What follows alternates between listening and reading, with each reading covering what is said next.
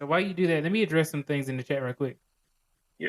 Okay, so Adrian says, would you recommend that the 80-year-old widow church lady put 80% of her investment portfolio into Bitcoin? Absolutely not. But I'm also not giving out financial advice. So that's probably why, right? Mhm. Not giving out financial I advice. wouldn't put 80%, but I would put a good chunk. I would put like maybe 25%, Right. or even because you're gonna make so much money that the risk is so low, and as long as you're not doing anything crazy, that's what I'm saying. That's why I talk about Anchor Protocol. But she I'm not wasn't really sure talking. if I have enough. I'm not sure if I have enough time to talk about Wonderland. But Wonderland, for example, gives you back uh, something ridiculous, 70,000 APY, but it's a little bit more risky. So that's what I'm trying to start off with Anchor, because it's a lot more stable. It's like $8 billion in assets, stuff like that.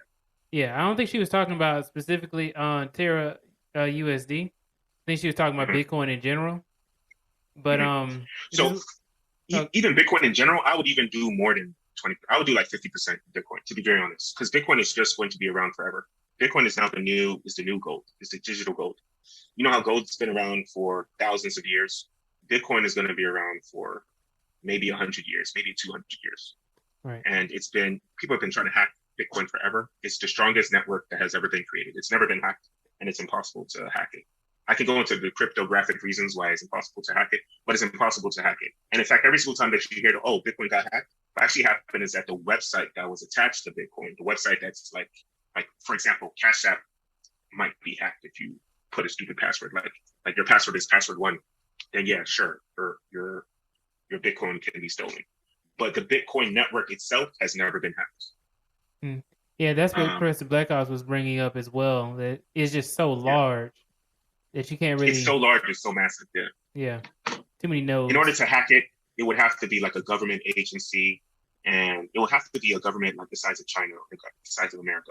And then once China or America tries to hack the Bitcoin network, because it's decentralized and it's open, everyone would know that, oh, China hacked it, America hacked it, and then they'll just immediately fork it, and then all the money that is on the original chain will automatically transfer over to the new chain, because people say, oh, they try to hack it.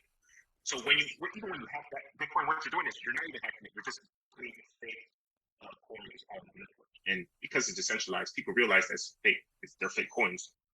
So they just make a new chain and say, okay, from now on, this is going to be the new chain, and this new chain is the official chain. So America just wasted like billions of dollars to hack it one time, and then everyone sees that they hacked it, and then everyone just agrees, the consensus agrees that, okay, fine, let's go to this new chain. And so America or China would have hacked it for no reason. And they would have gotten like maybe one block, which is like 6.25 times 50,000. So America would have gotten like $200,000, and they would have spent billions upon billions of dollars to hack it for one time. So it's a waste of money and a waste of time, and it doesn't take away people's money from the blockchain. So Hmm. Okay. sorry if sorry if that was kind of confusing, but if you try to hack it, it's almost impossible to do. And even if you by a miracle you do it, you're literally wasting your time. So there's no reason. Because they can fork it over, They right? can fork it. Yeah. They can fork it as many times as they want, and everyone's money is still safe. So it's a waste of time. Yeah. Okay. Okay. So I hit confirm to send it. Although it says inefficient Bitcoin balance, what that really means is that it wants me to pay 25 cents.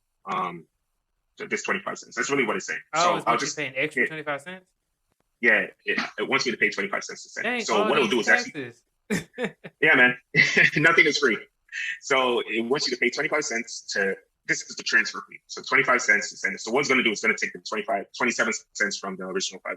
So all I have to do is just hit confirm down here, and then I hit confirm to send it. Right. So, oops. Don't show too much, So man. I don't want to show my nudes or anything. So then when I send that, and so then eventually that's going to call you over to, where is this? To KuCoin. So we're here at KuCoin. So I go to my main account, and eventually you can search right here. It takes about like 5 to 10 minutes. So eventually this Bitcoin account is going to say, what is it? Like it was like $4.60, something like that. $4.60. And then what I have to do is I have to transfer it from the main account to the trading account. Okay.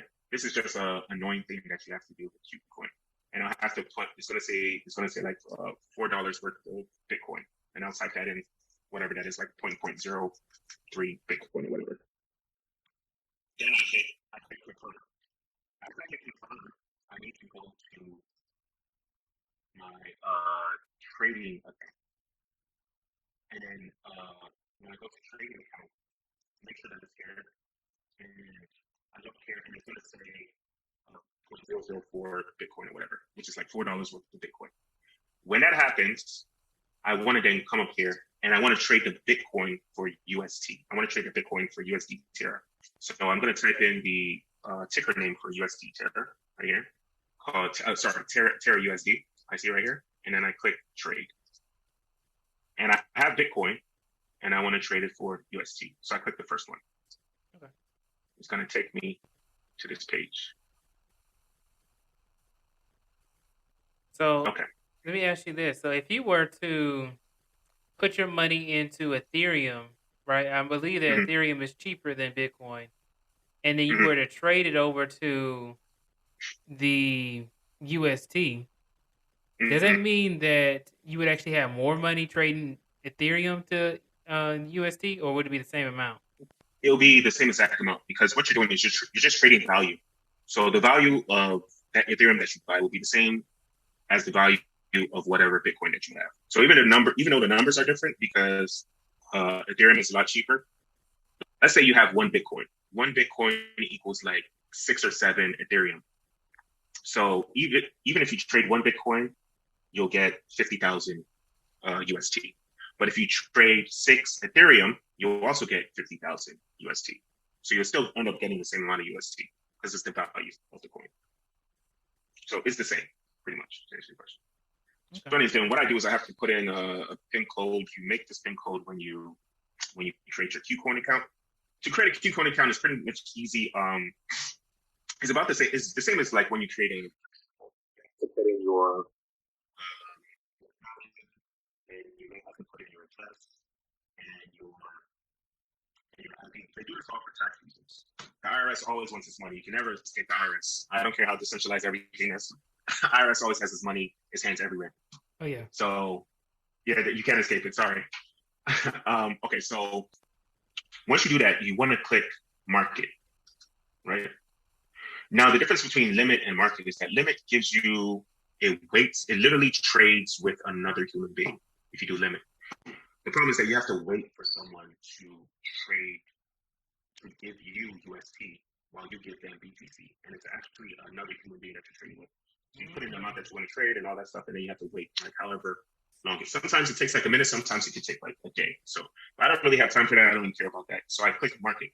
Market is the Qcoin has a basket of different coins that it just holds for people like me that just want to trade in.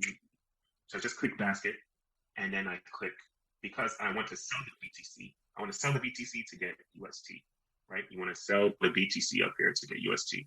So I come down here and I click 100%, and it's going to say like 0.004 or whatever. But anyways, I click 100%, and I click sell, and that will then give me. Do you mind zooming in as well? Yeah. Sorry, I know I had to keep asking you, but no, it's fine. Just so that way. Actually, this is not working. Hold on. So what I'll do is I'll take a picture. Okay. Oh, so it doesn't zoom in. So okay. It doesn't zoom in. It's like a special JavaScript type page. Mm-hmm. Yeah, the behavior. Yeah, the behavior is weird.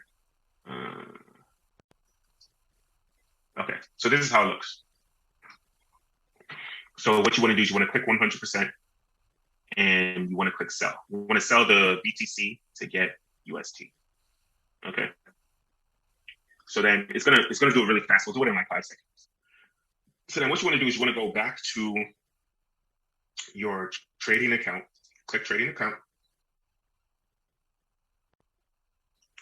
And if you forget all these steps, just watch this later after he uploads it.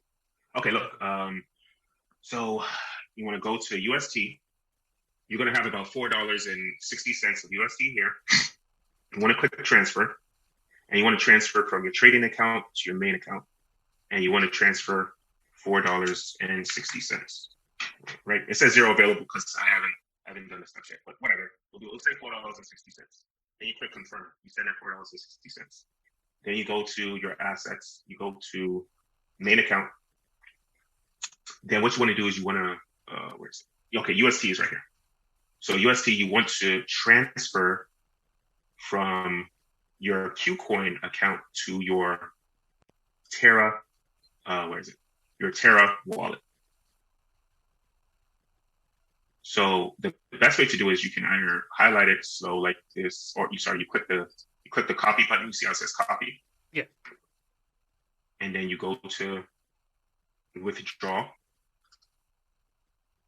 and then you put in the address. This is you taking your US Terra from your KuCoin to your Terra Station wallet, the one that I showed that like where you're with a 20C password or whatever. I actually have some Terra in here right now. You can see it finally deposited. It took about 20 minutes, but I have $20.92. But yeah, that was from like the beginning of this call, or whatever. So anyway, so I then send some. This is my wallet address. I want to make sure that you send the Terra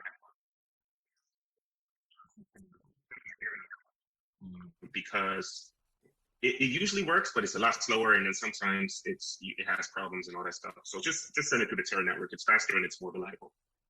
So send it through the Terra network. Your memo, you don't really need to worry about your memo. You want to send, what is it, $4.60, or just click max. You can just click max if it was there. And then remarks, you can literally put notes, whatever I want to write.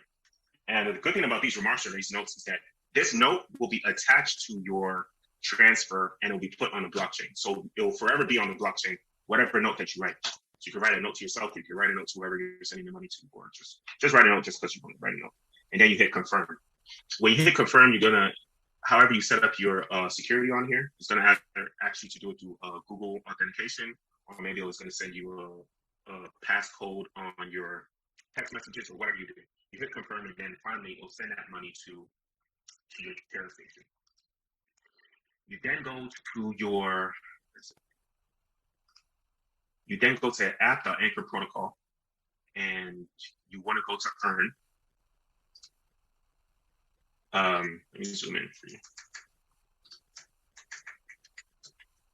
You want to go to earn, and then you want to click deposit.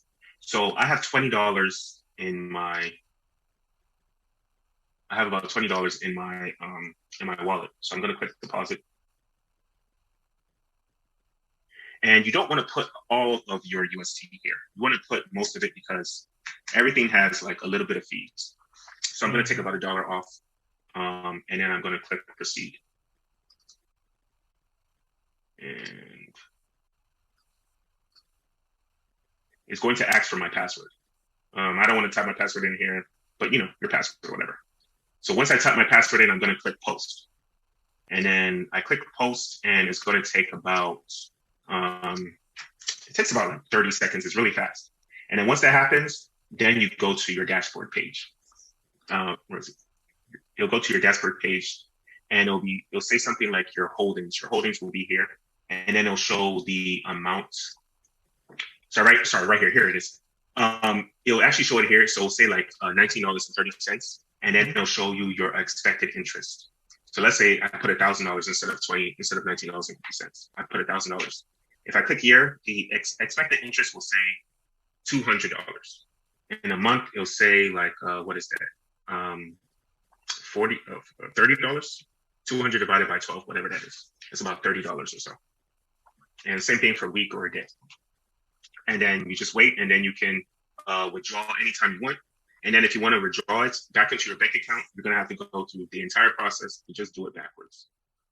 So I know this process took a little bit of a while, but it's a good process to do. It only takes, and once you get used to it, it's not going to take 30 minutes. It's going to take like 5 minutes. Once you learn how to do it up ahead, it takes like 5 minutes. You can do it every paycheck and earn 20% every paycheck.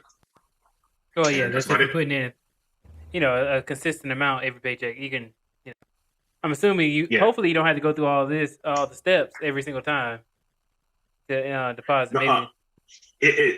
you do have to go through the steps every time, but it's Okay. actually a lot faster than I did it earlier today. It took me like 3 minutes.